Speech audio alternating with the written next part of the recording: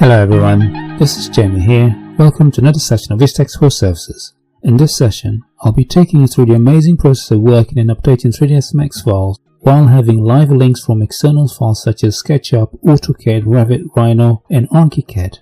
For the purpose of this exercise, we'll be using external SketchUp model to directly link to our 3ds Max file. As mentioned earlier, the same can be done with files coming from applications such as AutoCAD, Revit, Rhino, and ArchiCAD. This is a SketchUp model of a building. We'll be linking to our 3ds Max file to shade, texture, and render while the SketchUp files is live and being updated externally. In order to bridge between the two files and execute the above mentioned functionalities, we need to use an amazing script called Mirza Link Manager. To find and download the script, simply Google Mirza Link Manager and go to its website. I'll leave the link in the descriptions. In their website, you can simply click here to download or buy it. After downloading the script, you can drag and drop it into the viewport to install it and access it from the toolbar. Or simply click on the scripting toolbar and choose to run script. Load and open the script. Each dialog should appear. Enable the terms and condition options and click to install the script. The script is now installed. Before we open the script, it's worth pointing out that, as you can see, the landscape is already built in 3ds Max. I personally prefer to create the landscape in 3ds Max because of proxy files, RelClone, and Forest Pack, which are amazing to quickly create landscape realistically. However, feel free to use any other approach you find more appropriate. Before we open the script, let's create a toolbar button for it. To do so, click on the Customize toolbar and choose the Customize User Interface option. On this list, choose the Mirza Tools command, followed by clicking on a new button, and type its name. Once the new button is created, drag the Mirza action into the new button, followed by simply placing it on a toolbar by snapping against it. Click on the script button to open this dialog. Most of these functions are quite self-explanatory really. The function to update updates linked files. The add only function adds files. The duplicate function duplicates linked files. Under import from, you have the option to bring in files from ArchiCAD. Under each option, there's information on how to export files from each application. Next, we have the option to bring files from SketchUp, Rhino, Revit, and AutoCAD. This import button allows you to click and choose the file to import. Underneath, we have the default options to auto-weld imported files, auto-edges, and auto-smooth, and to refresh screen when imported files are updating. As mentioned earlier, for the purpose of this exercise, we are going to work with files from SketchUp, but users can also import files from all these other applications seen here. The imported meshes can be organized by materials or by layers. By default, it's set to be organized by materials. To export the building from the SketchUp model, simply go to the file, press Ctrl+A on your keyboard to select the entire scene, followed by clicking on the file button and choosing to export 3D model. In the Save As type, choose the object file from the list. If unsure, simply go back to the 3ds Max file to check the information detailing how to export from each application. Before exporting, click on the options toggles first. In each dialog, enable the export texture maps and leave these other options unchecked. In a scale group, always uncheck the option to swap YZ coordinates, otherwise your imported model will be flipped upside down. Finally, choose the meter unit system and click OK to export the mesh. Back in 3ds Max, click on the Import Model button and choose the object model from SketchUp. As you can see, the file should begin loading up. Depending on the complexity of your model, it may take seconds or longer to import. Once the file is fully imported, this dialog box should be prompted. Click OK to accept it. Here, you can see the imported file linked to the scene. If your 3D model happens to be slightly off from where it should have been, simply move and place it on its correct location. Next, click on the Update Selected Link button and choose the model as before.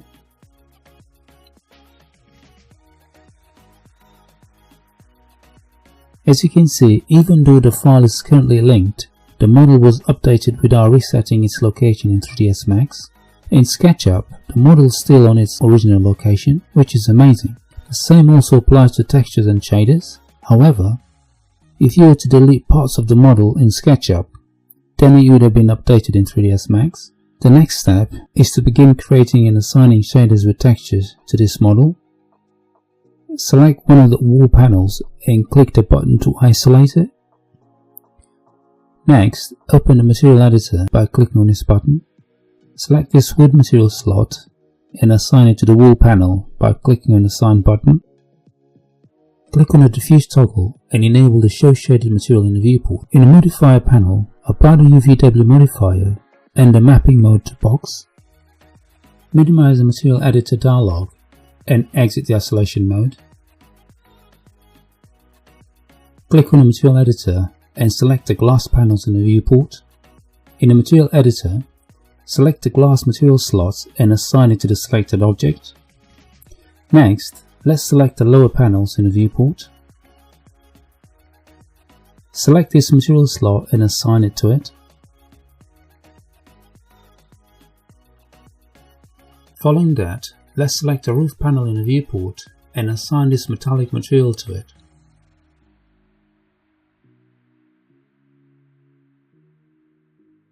Next, let's select our SketchUp link and click the Update Link button.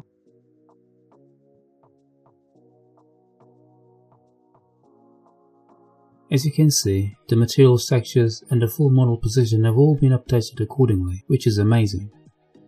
Another example will be to go to the SketchUp file, delete part of the model, press Ctrl+A on your keyboard to select the entire model, click on the File button and choose to export the 3D model again. Choose to confirm and replace the file name. Back in 3ds Max, select the SketchUp model link and click to update selected link.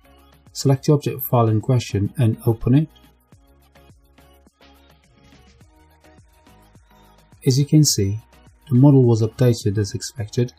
After applying all materials and textures, the final scene should look similar to this one. As mentioned earlier, I personally prefer to create landscape in 3ds Max because of proxy files, Railcon and Forest Pack, which are amazing to quickly create landscapes realistically. However, if you prefer to build a list of external links from applications such as Revit, AutoCAD, ArchiCAD, Rhino or SketchUp, simply enable the Create function and click the Import Model button. As you can see, users can build a big list of external files if desired. Next, let's do a quick test render to see what the scene is looking like. Click on the Render Setup button to open its dialog. Let's check some of its default parameters first by going through its tabs. And click Render.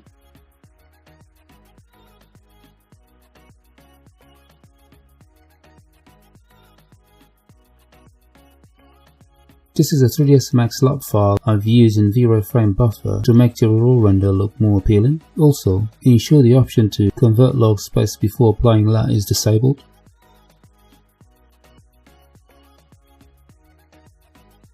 In order to apply it, I first select on the Show Correction Control button and open its settings. All these other correction controls will close apart from the LUT, followed by enabling and loading it from the Load toggle. If you uncheck it, this is what the raw render will look like.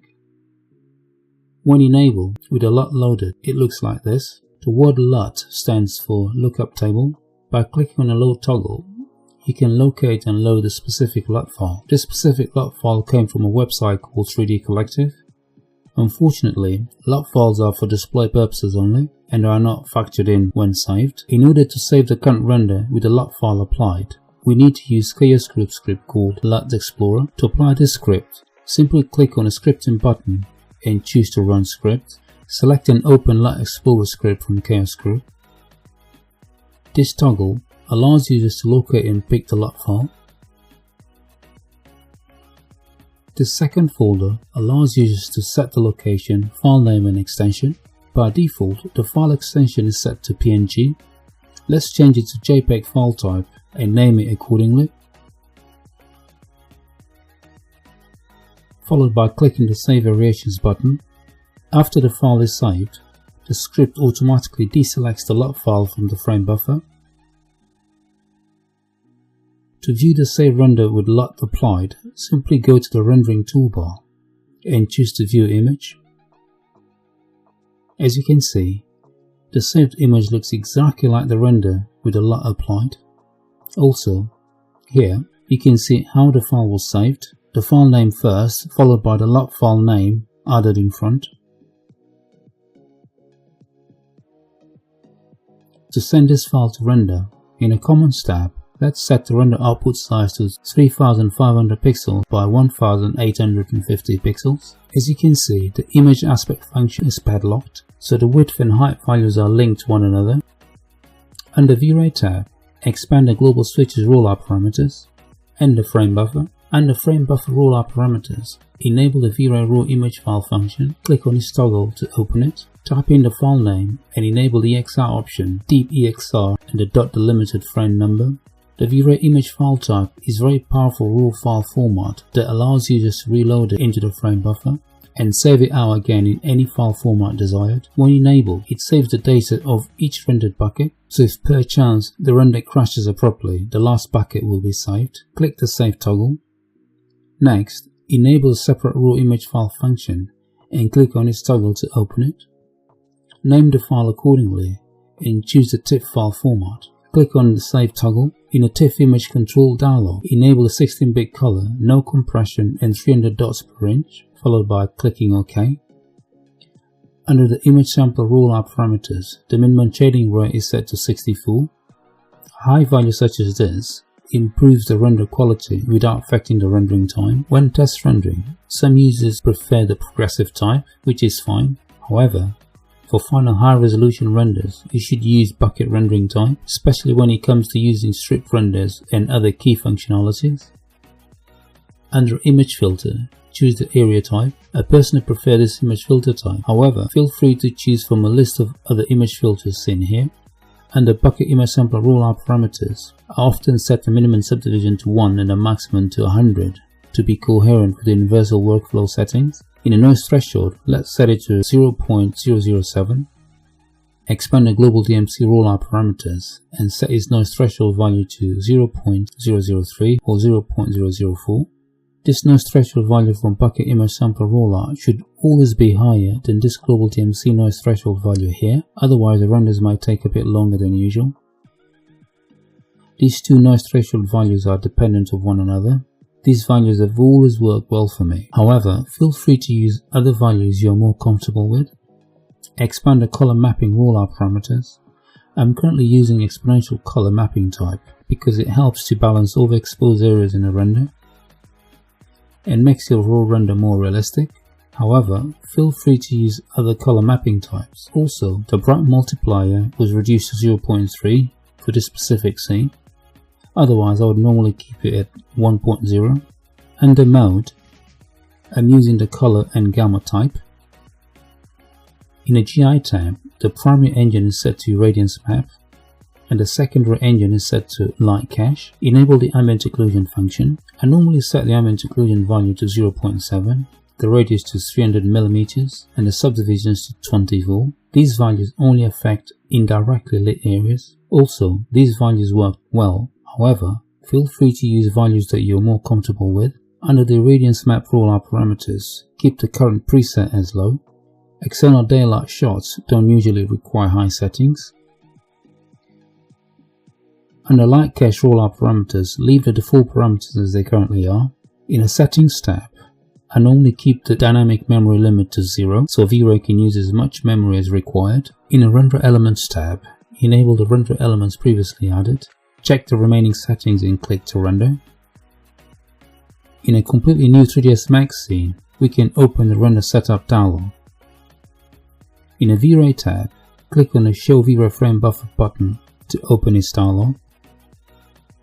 Next, click on the Load Image File button to load up the V-Ray image file previously saved. This is what a V-Ray image file should look like. They are often large in size because of the data stored in them. Click to open it. Depending on the file size, it may take a while to open. As you can see, V-Ray Frame Buffer resizes its frame dimensions automatically to fit the incoming file. There are times when this automatic resizing doesn't occur. This often happens when the original V-Ray image file is saved in a different version of V-Ray. In such cases, users should simply type in the correct output size over the incoming file here prior to loading the V-Ray image file format. Here, you can see all the render elements previously stored in a V-Ray image file. Users can turn off the sRGB button if desired, followed by clicking and holding this button and choosing to save all image channels to separate files. Choose the file format to save as. I often choose EXR or TIFF file format. Name the file and click to save. In the TIFF image control dialog, enable the 16-bit color option with no compression and 300 dots per inch. The file will save with all the render elements. To view the save file, simply click on the rendering toolbar and choose to view image file. The saved image looks slightly brighter than the one in the V-Ray frame buffer. To rectify this, let's resave the files again in a separate folder. Enable the override option and set it to 1.0, followed by saving it again. Open the newly saved image in 3ds Max. As you can see, the gamma of the newly saved image now matches with the one in the frame buffer. Next, let's enable and load the LUT file previously used. Here, we can preview the render and the LUT with sRGB button turned on and off. Following that, as previously done, let's run the LUT Explorer script and save multiple versions with sRGB on and off. To make the renders more realistic, let's open them in Photoshop. I'm currently using Photoshop CC 2018. This render is the version with sRGB applied and the gamma set to 2.2. In a Layers tab, right-click and choose to duplicate layer. While the duplicated layer is still selected, right-click and choose to convert Smart Object. Smart Objects are quite useful to retain the parameters of filters and the original quality of an image when scaling up and down. Next, click on the Filters toolbar and choose the Camera Raw filter from the list.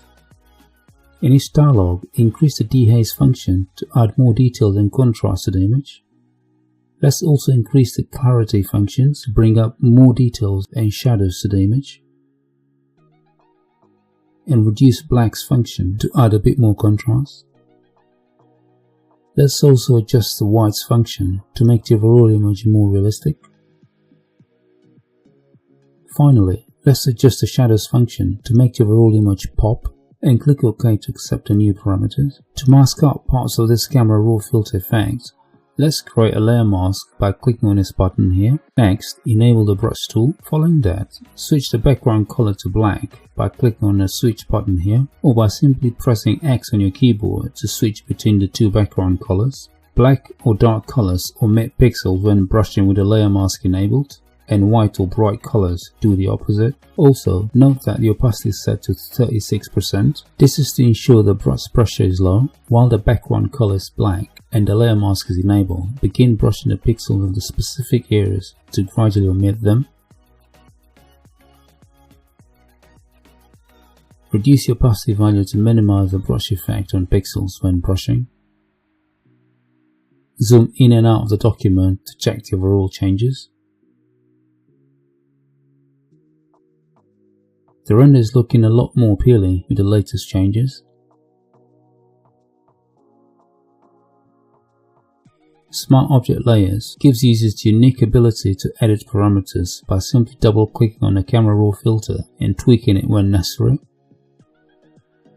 Let's minimize the document behind. Finally, let's create the chromatic aberration effect. This effect is often seen in real photos and makes most computer-generated images look more realistic as a result. To apply it, simply right-click on the edge of the document and choose to duplicate. Right-click on any layer and choose to flatten the image. On the bottom left part of the document, type in 100 to zoom 100% into the document. Next, go to the Channels tab and select the red channel. Enable the Move tool and nudge it up once by pressing the arrow on your keyboard. Select the green channel and nudge it down once by pressing the arrow on your keyboard. Select the blue channel and nudge it to the right once by pressing the arrow on your keyboard. Following that, select the RGB channel to view the final chromatic aberration effect. Go to the Layers tab and select the main document behind. Select the chromatic aberration document again and choose to duplicate the layer as previously done. In the Duplicate Layer dialog, choose the destination document to be the main PSD file and rename the incoming layer as chromatic aberration. Select the main document As you can see, this is the new chromatic aberration layer. As you zoom in, the chromatic aberration seems a bit too prominent. To reduce its prominence slightly, let's click on the layer blending mode and choose the darken type from the list.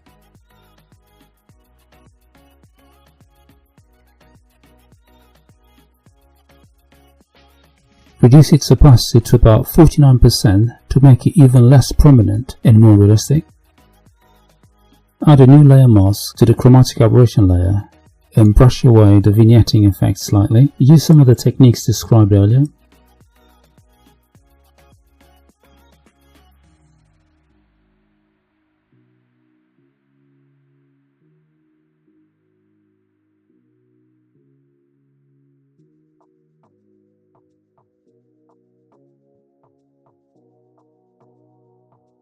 Finally, choose to save the final image as a TIFF file format, and check the option to save layers and click to save. Also, save another version as a JPEG for printing,